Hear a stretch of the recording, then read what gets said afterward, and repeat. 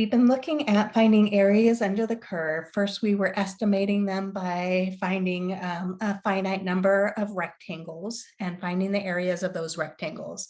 Yesterday, we looked at these Riemann sums and looking at the limit as those partitions or the number of rectangles underneath the curve went to infinity. Well, this is actually the same thing as what we call a definite integral. The definite integral, and we've looked at indefinite integrals before, they just didn't have what we call these bounds on our function. And I'll explain that in a second. Actually, let me just explain it now. Those bounds right here that has this A in here to B. So this is where we're looking at the area. We're looking at the area between the value x equals A and x equals B. So AB in this case is the interval.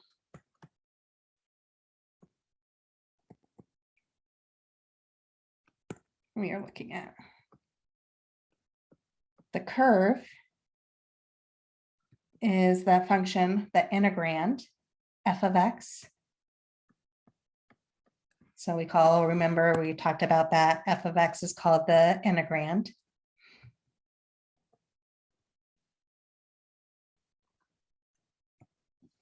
And dx, that just told us what we were integrating with respect to.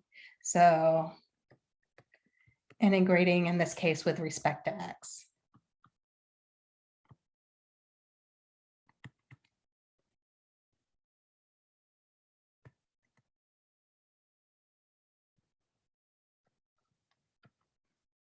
That's the same thing as if we were doing what we were doing yesterday, looking at the limit as n went to infinity of the summation.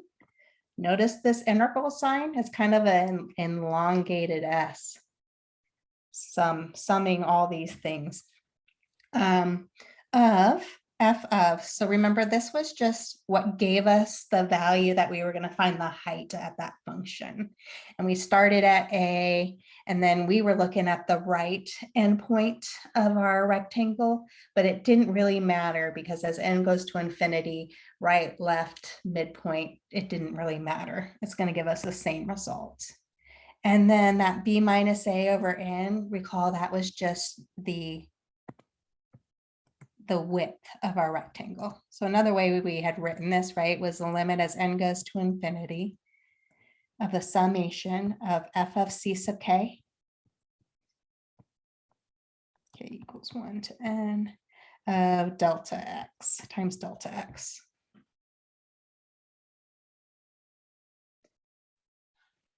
Okay, so let's look at now, this definite integral has some rules that we're going to use to help us integrate in the future. And so let's look at a couple of these rules, and then we'll look at examples applying them.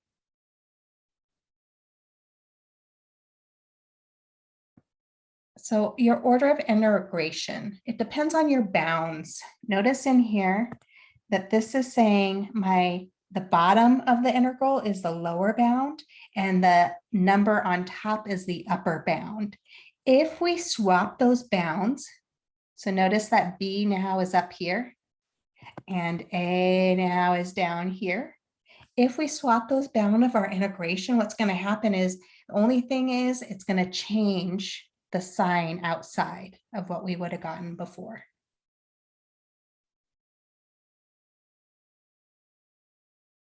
If we look at an integral and our bound starts at A and it ends at A, well, basically, if we're looking at an area, it starts at A and ends at A, that's just like a point, and there's no area. The area is 0. We talked about before that, and we did this with indefinite integrals, but basically if we have k where k is some constant times a function f of x, we can bring that constant k outside of the integral, integrate, and then multiply that value by k. And we're going to get the same result if we do that. And then we also looked at sum and differences when we looked at indefinite integrals. So basically, if we have some integral from a to b of some function f of x plus or minus some function g of x dx, then we can break it up as the sum or difference of two integrals. So basically breaking down your integral in terms of terms. So integrating and summing the difference of those terms. The other rule says if we're looking at the integral from a to b of f of x dx, we can break this down. We can choose, actually, they do it this way. Sorry. So if we go from a to b, and then now we're summing the integral going from b to c of f of x, this is the same thing as, notice right here, we started with a. This value right here, this b, we stopped at b, but we're starting now summing at b, and we're going to c. So that integral is the same as if we started at a and stop at c of that f of x dx.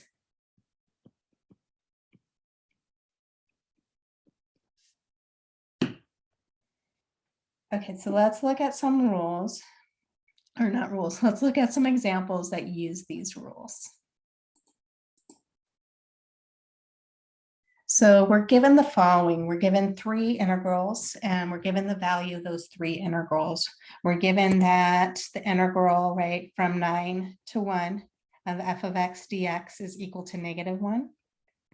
We're given the integral from 9 to 7 of f of x dx, that's equal to 5. And we're also given that the integral from 7 to 9 of h of x dx is equal to 4. So we're going to use those rules that were given just recently to figure out what is the integral from 1 to 9 of -2 f of x dx. Well, the rule told me that I could pull out my constant in front of my integral. So -2 times the integral from 1 to 9 f of x dx. But we were just given what that was. The integral from 1 to 9 f of x dx is just -1. So this is the same thing as -2 times -1. So this would give us back 2.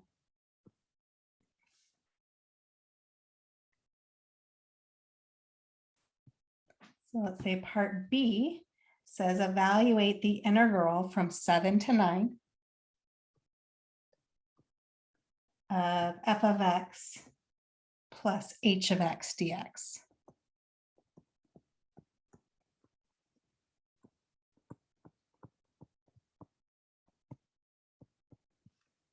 Well, the rule said that we can break this down as two different integrals. We can look at the integral from 7 to 9 of f of x dx plus the integral from 7 to 9 of h of x dx. So looking at this, we can see what the integral from 7 to 9 f of x dx is. That's 5. Plus the integral from 7 to 9 of h of x dx we're given is 4.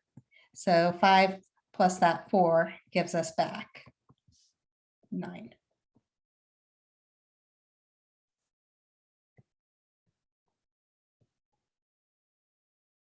Part C asks us to look at the integral from 7 to 9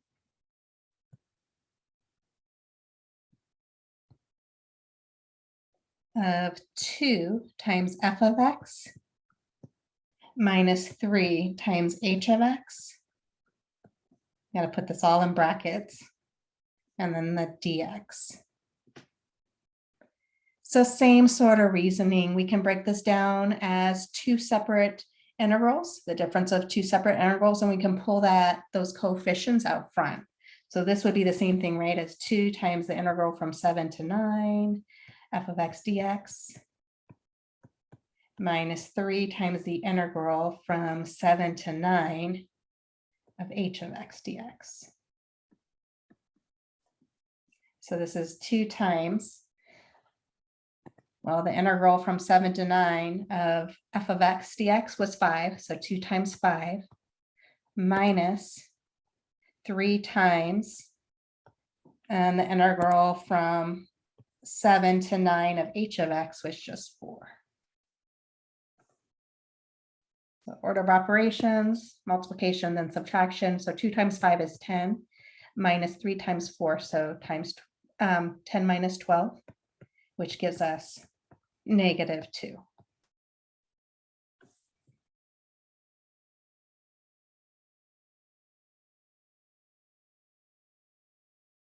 And then what about one more?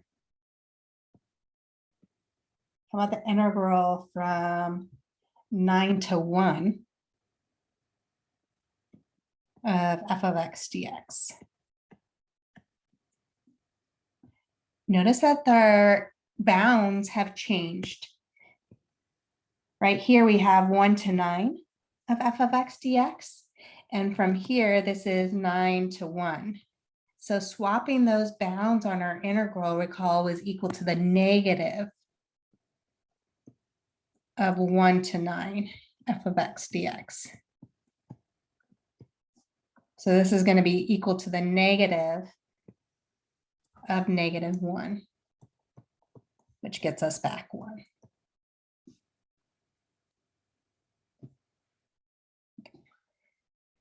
So those were just applying those rules that we were given.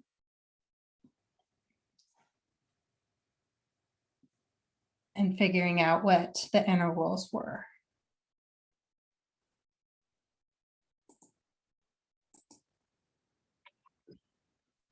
Maybe I should have looked at this example before we did the other ones, but given a limit, you should be able to rewrite this as a definite integral. So we have the limit here as p is going to 0 of the summation from k equals 1 to n of the function, the square root of 4 minus ck, that ck is squared, that's times delta x, where p is the partition from 0 to 1. So we need to look at, we're rewriting this as a definite integral. So we need our integral sign. And this is going from 0. So the bottom bound is the lower, 0 to 1. I need to figure out what f of x is. And I can look at that because remember we plugged in c sub k wherever we saw an x and f of x and got this piece. So I can see then that f of x would have to be the square root of 4 minus x squared.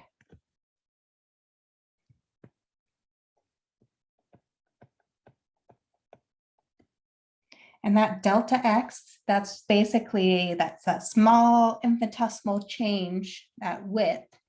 And we can express that as dx. And we had looked at that before when we were looking at finding the derivative and making that getting closer and closer to that point that we were trying to find the tangent line. Okay, so this is how we would write this integral, definite integral. That's what this is, what this is expressing. This is how we can write it as a definite integral.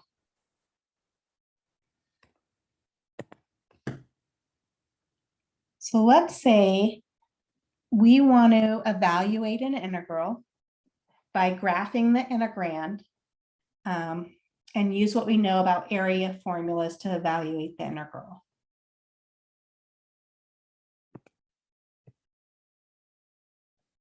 And actually, before we do that, let me show you another rule.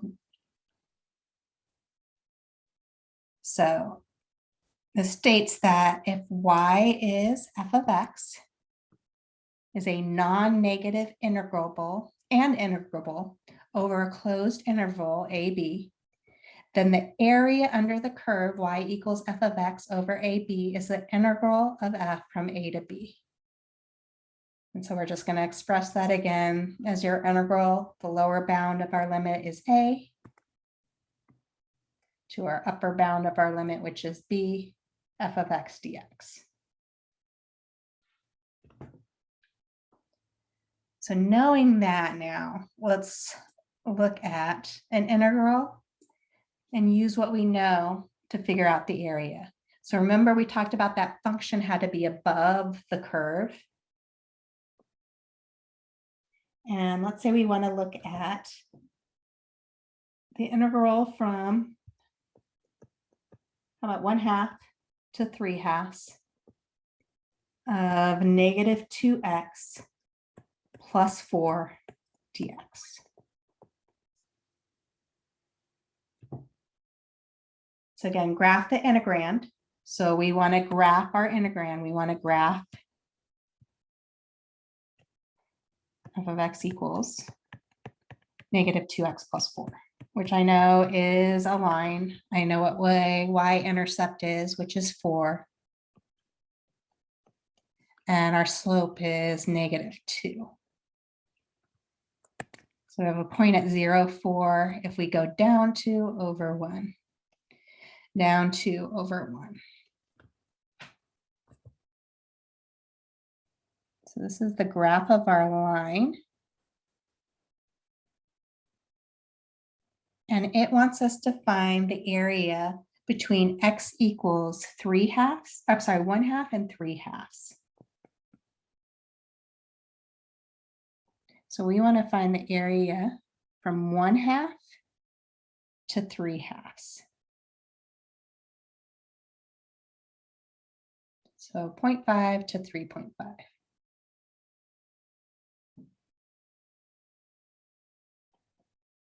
So we want to find this area. And we want to use this with information we know on how to, with geometry.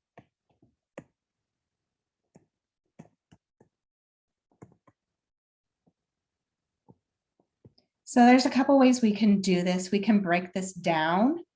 I see this as maybe this, I kind of see this as a bigger triangle,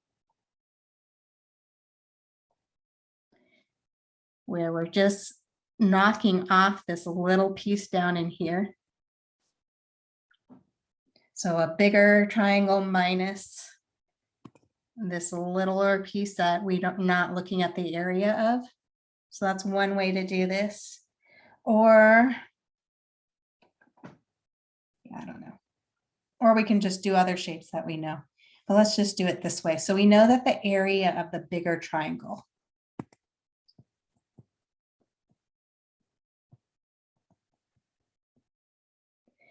So if we look at the area of our bigger triangle, this is 1/2 times the base times the height. Well, if we look at the base here, we're going from 1/2 to, this is going to be where it's intersecting at 1/2 to 2. Or I can get that length by 2 minus 1/2. And my height of this rectangle,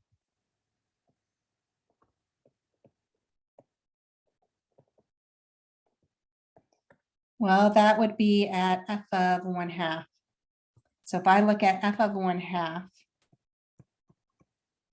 this would give me -1 times 1/2. Oops, sorry, not -1. I already did that in my head. 2 times -1/2 is, which is -1.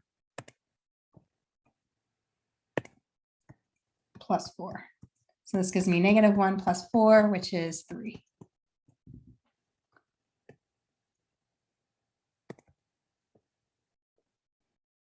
This piece was my width. Or my height.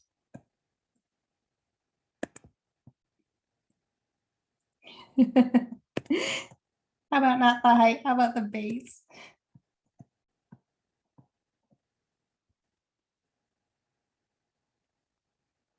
Okay, so that's 1/2. All times 2 minus 1/2 is 3/2. all times 3. So this would give us 9/4. So that's the area of the bigger triangle. The area of the smaller triangle, which we're going to want to subtract off. Well, that was the width. So it's 1/2. That width is from 3/2 to 2. Or the base is 1/2. All times the height. The height of this rectangle is at 3/2. So we want to look at f of 3/2. So that's -2 all times 3/2 plus 4. So that's -3 plus 4, which is 1. So this gives us 1/4.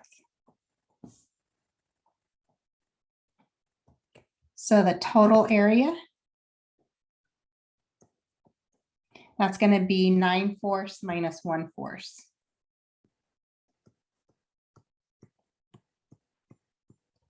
Which is equal to 8/4 or 2.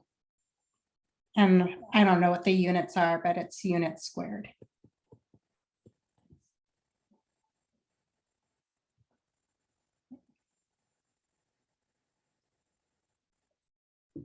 We're not always going to be able to figure out how to find that area underneath that curve using geometrical shapes that we know how to use like that to find that exact area. We're going to learn soon how to do this without having to go through all of this just to figure out the area and evaluate it. So maybe look at one more.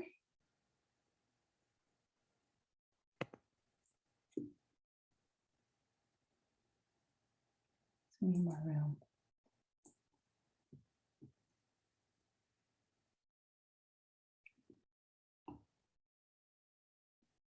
Okay, so now we're looking at the integral from -4 to 0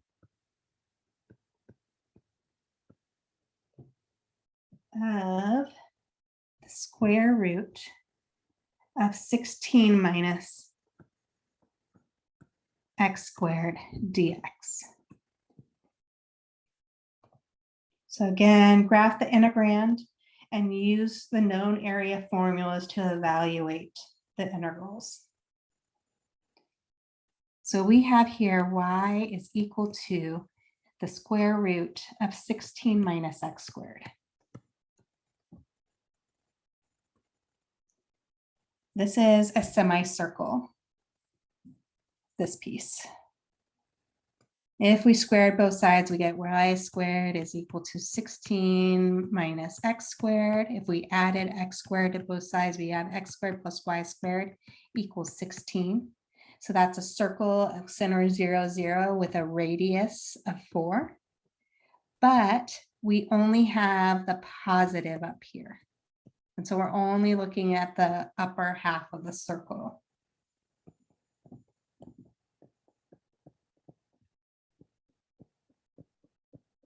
If we graph that integrand.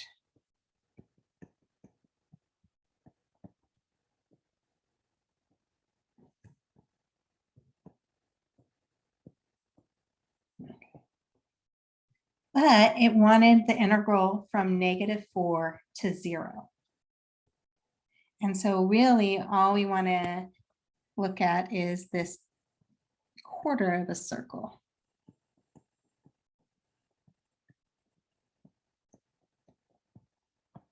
So we know that this area, we can find this as a quarter of a circle. So a quarter of, and the area of a circle is pi r squared. So we have pi, and r in our case is 4. So 4 squared. So we have the area is 1/4 all times pi times 16. Well, 4 goes into 16 4 times. So the area of this rectangle, well, not rectangle, semicircle is 4 pi.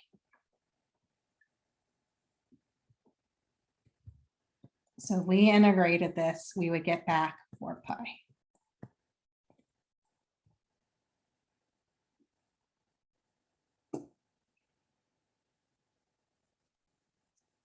So I had forgotten to mention, and I noticed this going through some of your homework, how to find the average value of a function. And it's similar to what we were just doing. This is with the integrals, but you could do the same thing if we were looking at the summations by looking at 1 divided by the length of our interval b minus a. So if f is an integrable on AB, then its average value on AB is, which is also called its mean, is denoted by f parentheses f is equal to 1 over b minus a, and the integral from a to b f of x dx.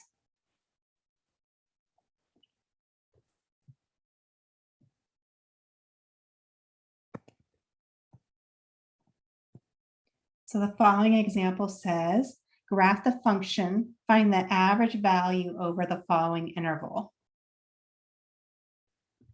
Okay.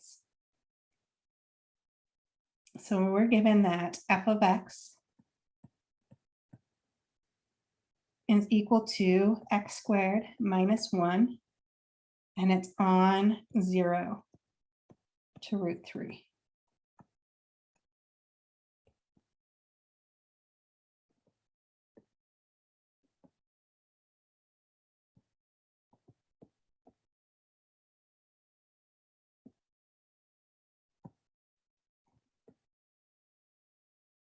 Okay, so we're trying to find the average value of the given interval.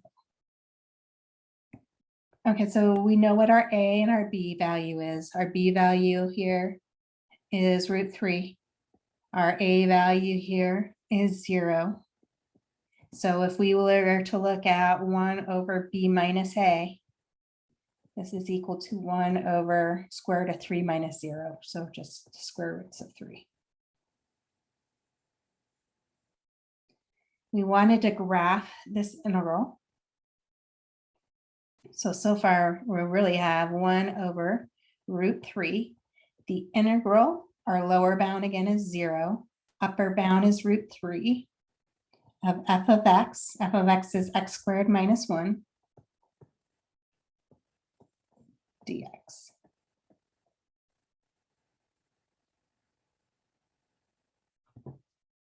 Okay, so let's graph that.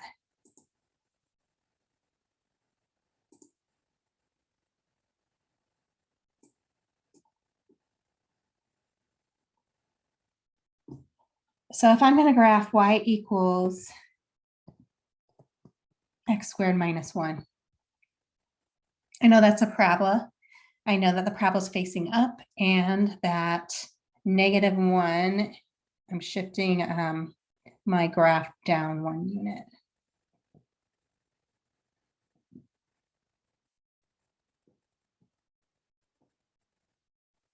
If I was looking from 0 to root 3,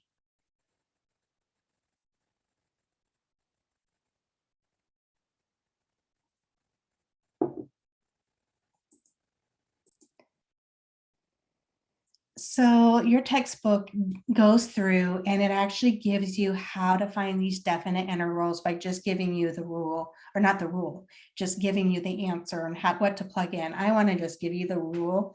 And this is part of the fundamental theorem of calculus. There's 2 parts of the fundamental theorem of calculus. But the one part says that if we have an integral, a definite integral from a to b of f of x dx, then this is equal to, so remember when we took the antiderivative of our function, we denoted that with a capital F of x. And so if we took the antiderivative of f of x, we would denote this as capital F of x. This is the notation we'll normally use. We're going to do a vertical bar, and then we're going to go from a to b, which means you're going to look at evaluating your antiderivative at your upper bound, b, so f of b, minus the antiderivative evaluated at your lower bound. Okay, so we're going to use this right now. Instead of me just giving you the formula to plug in, we're going to figure it out and plug it in. Okay, so we're working backwards. Remember, now we got to kind of think about antiderivatives again. So what we can take the derivative of that would get us back our integrand x squared minus 1. And so recall we added 1 to our exponent. So we still have this 1 over root 3 here. Now let's just take the integrand, or the antiderivative of x squared. So if we added 1 to our exponent, that gives us a cube, and divide by our new exponent of a cube. Right, if I took the derivative of x cubed over 3, I'd bring down my exponent 3, that would cancel, subtract 1 from my exponent, I get back x squared, which is what we wanted. Minus, so now you're thinking to yourself, what can I take the antiderivative of to get back 1? And that's just x. And we're going to evaluate this from our lower bound, which is 0, up to our upper bound, root 3.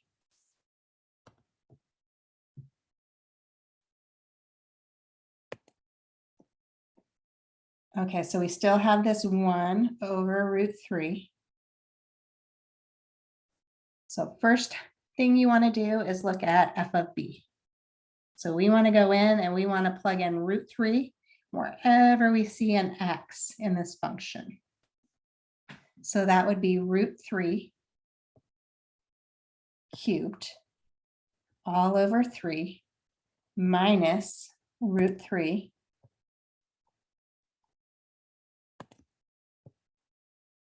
that is my f of root 3 minus, so minus, I need parentheses around the whole thing because there's more than one term. And now we're going to plug in 0 wherever we see an x in that antiderivative. So we have in here a 0 cubed minus a 0. 0 cubed over 3, which doesn't matter, minus 0. So this is 1 over root 3. Well, if I cube the cubed root, if I cube the square root of 3, that's really the, what is that? That's really the square root of 27, or the same thing as 3 root 3, all over 3 minus root 3. So we can cancel here those 3's, and so we have 1 over root 3 all times root 3 minus root 3, which is 0.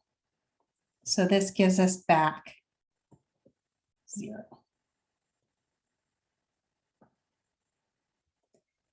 So what that's saying is, if we had looked at this and we averaged the value between here and here, that's going to give us the same thing.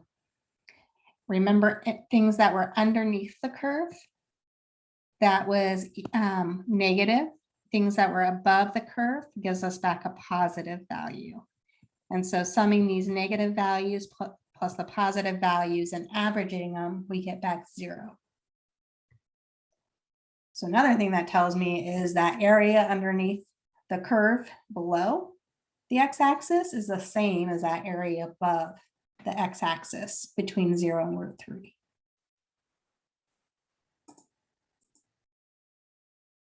So now we want to look at the definite integral from 0 to 1 of 3x minus x cubed dx.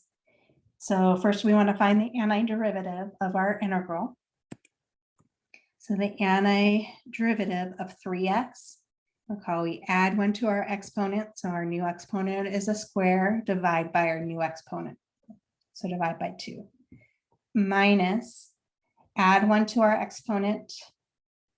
So we now have x to the 4th, divide by our new exponent of 4.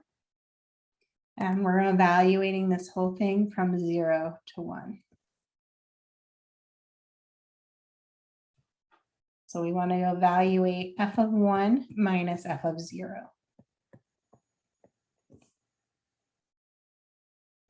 So if we go in and we plug in 1 wherever we see an x,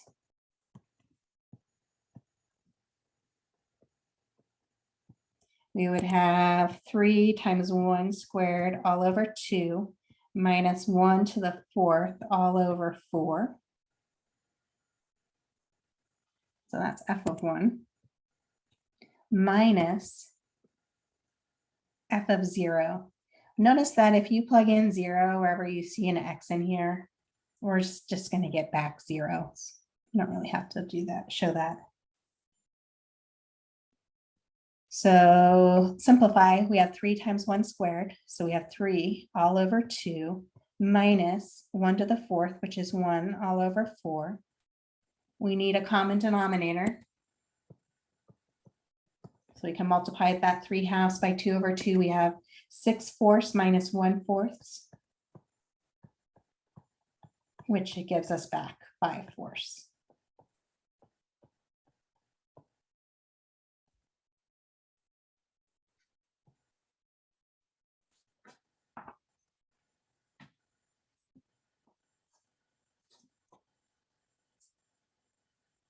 Okay, so this is part of the fundamental theorem of calculus. This is actually called the net change.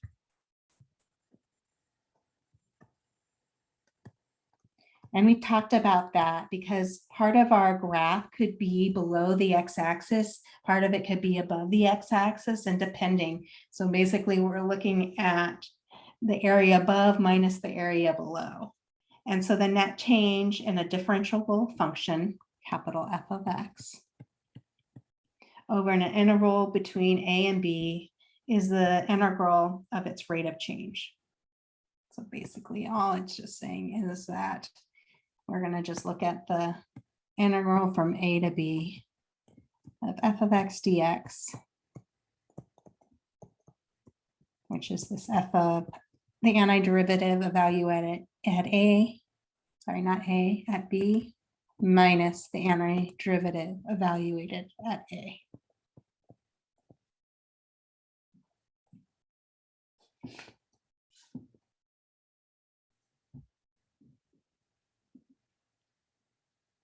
So this is the start of 5.4. And so it's just pretty much first evaluating these definite integrals using those rules that we've done in the past. So for instance, if we have, let's say, the integral from -3 to -1, let's say y to the 5th minus 2y, all divided by y cubed, and this is dy.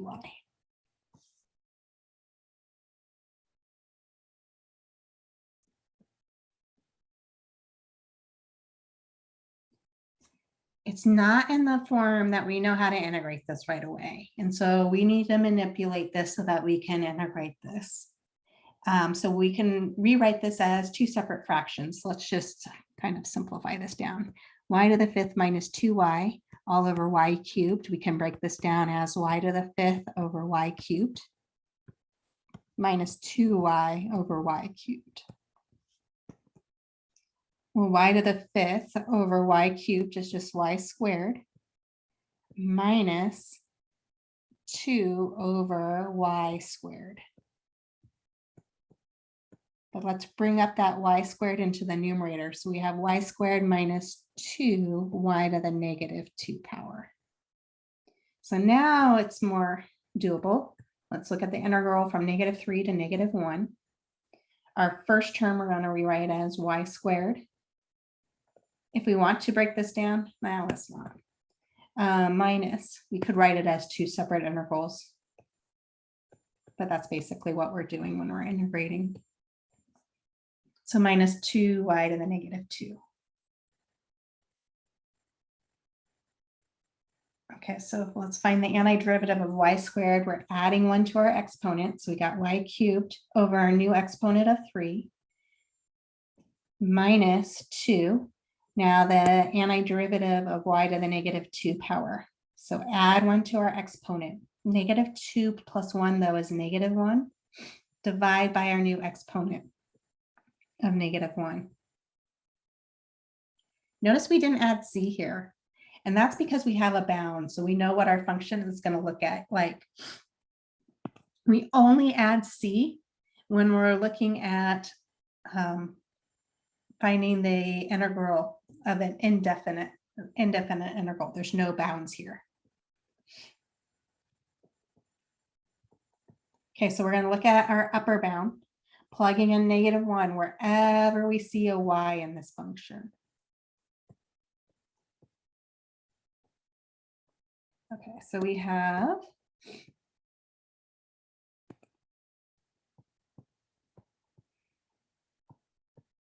and maybe we can rewrite this a minus and a minus. This is a plus 2 all over y to the negative 1 we can bring down to the denominator.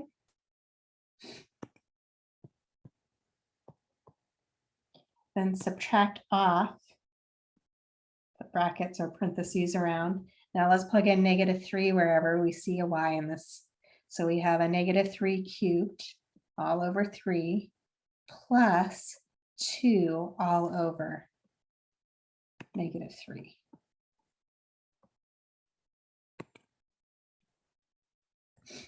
And so we just want to simplify this. Negative 1 cubed is negative 1 over 3 minus 2 minus negative 3 cubed is negative 27, but negative 27 divided by 3 is negative 9 minus 2/3. Let's distribute our negative.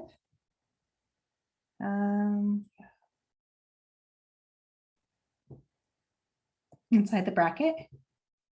So we have negative 1/3 minus 2 plus 9 plus 2/3.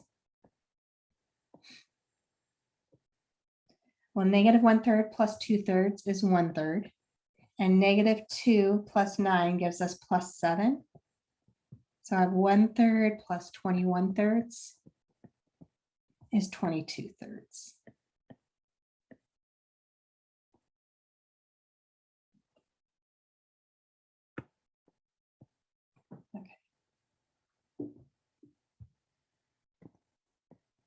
Okay, so that's the first part of the fundamental theorem of calculus, and we'll look at